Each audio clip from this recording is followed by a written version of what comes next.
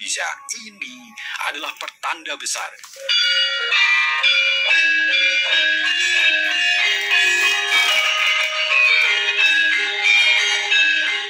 Assalamualaikum warahmatullahi wabarakatuh. Salam waras-waras wae. Geger geden di awal Mei 2025, Indonesia dikejutkan oleh langkah tak terduga. Panglima TNI Jenderal Agus Subianto mengeluarkan surat telegram yang memerintahkan pengerahan personil TNI untuk mengamankan Kejaksaan Tinggi dan Kejaksaan Negeri di seluruh Indonesia.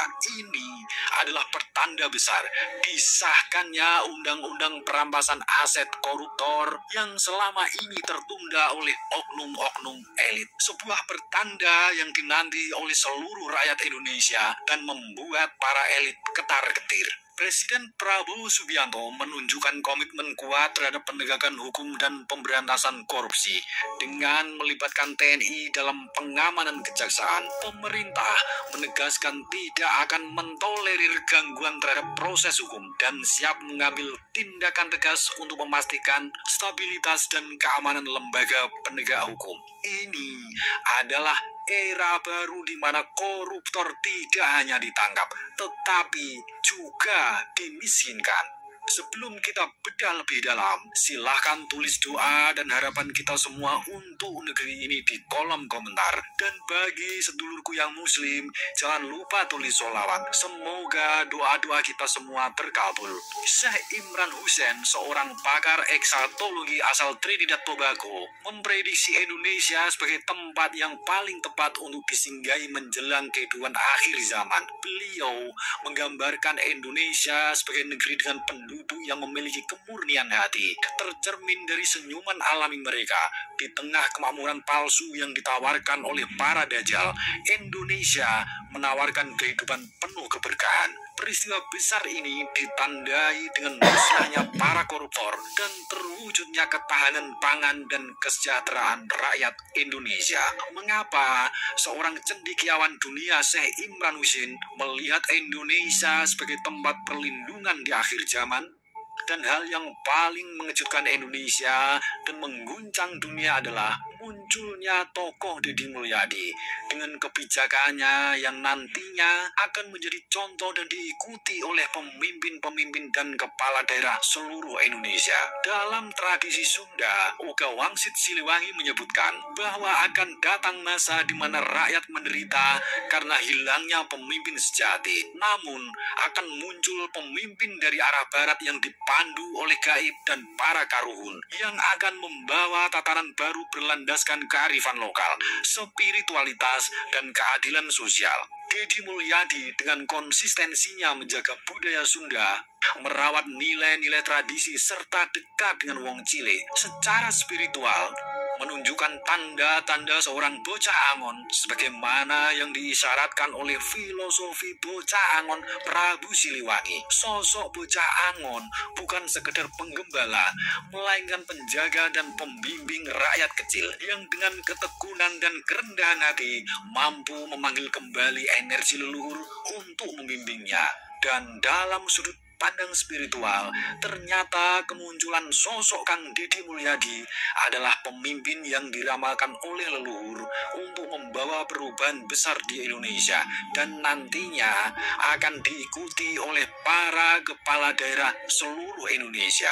Dalam perspektif spiritual dan budaya Nusantara, terutama dalam falsafah Jawa, ungkapan Gemari Paloh Jinawi Toto Tentrem Kertoraharjo menggambarkan cita-cita luhur tentang tatanan kehidupan masyarakat yang makmur, tentram, dan sejahtera. Dan inilah pertanda sebuah negara akan menuju Gemari Paloh Jinawi Toto Tentrem Kertoraharjo dalam sudut pandang spiritual. Yang pertama, kelimpahan sumber daya alam dan keseimbangan ekologis. Gemari Paloh Jinawi secara harfiah berarti tanah yang subur dengan hasil pertanian, peternakan, perikanan, dan kehutanan yang melimpah. Ciri ini tercermin dalam pengelolaan sumber daya alam yang berkelanjutan dan adil, di mana hasil bumi dinikmati oleh seluruh lapisan masyarakat. Keseimbangan ekologis dijaga melalui praktek pertanian ramah lingkungan lingkungan, konservasi hutan, dan pelestarian sumber daya laut. Dan ini sudah mulai terjadi di era sekarang di Indonesia. Yang kedua, kehidupan sosial yang harmonis dan gotong royong. Nilai-nilai seperti sili, asa, asi, asu dalam budaya Sunda dan Jawa menekankan pentingnya saling mengasah, mengasihi, dan mengasuh. Ciri ini terlihat dalam masyarakat yang menjunjung tinggi gotong royong, toleransi antar umat beragama, dan solidaritas sosial yang kuat. Hal ini sudah ditandai dengan gejala-gejala musnahnya intoleransi di Indonesia. Yang ketiga, tata kelola pemerintahan yang adil dan transparan. Toto Tentrem Kertoharjo menggambarkan tatanan masyarakat yang tertib, damai, dan sejahtera. Ciri ini tercermin dalam pemerintahan yang menjunjung tinggi keadilan sosial, transparansi, dan partisipasi masyarakat dalam pengambilan keputusan. Kebijakan publik dirancang untuk kesejahteraan bersama, bukan kepentingan segelintir pihak dan elit penguasa. Yang keempat, keseimbangan spiritual dan material. Kemakmuran sejati tidak hanya diukur dari kekayaan materi, tetapi juga dari kedamaian batin dan kehidupan spiritual yang seimbang. Ciri ini terlihat dalam masyarakat yang menghargai nilai-nilai spiritual, menjaga hubungan harmonis dengan alam, dan menjalani kehidupan yang sederhana namun bermakna, seperti yang sudah dilakukan Kang Deddy Mulyadi di Jawa Barat. Ini bukan sekedar contoh.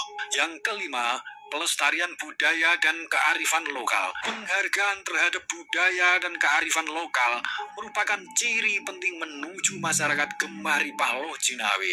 Ini tercermin dalam pelestarian bahasa daerah, seni tradisional, adat istiadat, dan sistem pengetahuan lokal yang diwariskan secara turun-temurun. Dan ini ditandai dengan runtuhnya budaya-budaya asing yang mencoba mengikis budaya leluhur lewat ajaran dan dogma-dogma. Dengan merubah sejarah dan leluhur bangsa oleh oknum Habib palsu, terbongkarnya bisnis makam palsu, dan terbongkarnya kedok para Habib palsu. Yang keenam, pemerataan ekonomi dan keadilan sosial. Kemakmuran yang merata di seluruh wilayah Indonesia tanpa kesenjangan yang mencolok antar daerah, perkotaan, dan pedesaan merupakan indikator penting. Program-program pembangunan yang inklusif dan berpihak pada kelompok marginal menunjukkan komitmen menuju keadilan sosial. Tanda-tanda ini menunjukkan bahwa Indonesia sedang menuju era keemasan yang telah lama diramalkan. Langkah-langkah yang diambil oleh pemerintah seperti pengerahan TNI untuk mengamankan kejaksaan, komitmen pemberantasan korupsi oleh Presiden Prabowo, serta munculnya pemimpin-pemimpin yang berakar pada kearifan lokal seperti Kang Deddy Mulyadi menunjukkan bahwa Indonesia sedang berada di jalur menuju kebangkitan yang telah lama diramalkan oleh para leluhur. Sebagai bangsa yang kaya akan budaya dan spiritualitas, Indonesia memiliki potensi besar untuk menjadi contoh bagi dunia dalam membangun masyarakat yang adil, makmur, dan berkeadilan sosial. Apakah kita siap menjadi bagian dari kebangkitan besar Nusantara yang telah lama dinantikan? Mari para sedulur semua kita gaungkan doa dan mantra dari leluhur Nusantara di cakrawala langit Nusantara sebagai wujud kontribusi kita sebagai rakyat Indonesia. Allahumma inna nas'aluka salamatan. Ono sengkolo teko wetan, tinulak bali mengetan. Raja Iman selamat. Ono sengkolo teko lor, tinulak bali mengalor. Raja Iman selamat. Ono sengkolo teko kidul, tinulak bali mengidul. Raja Iman selamat. Ono sengkolo teko kulon, tinulak bali mengulon. Raja Iman selamat. Ono sengkolo teko nduwur, tinulak bali menduwur. Raja Iman selamat. Ono sengkolo teko ngisor, tinulak bali mengisor. Raja Iman selamat. Selamat, selamat, selamat saka kersaning Gusti Allah. Suradira Jaya ningrat lebur dening pangastuti. Wassalamualaikum warahmatullahi wabarakatuh.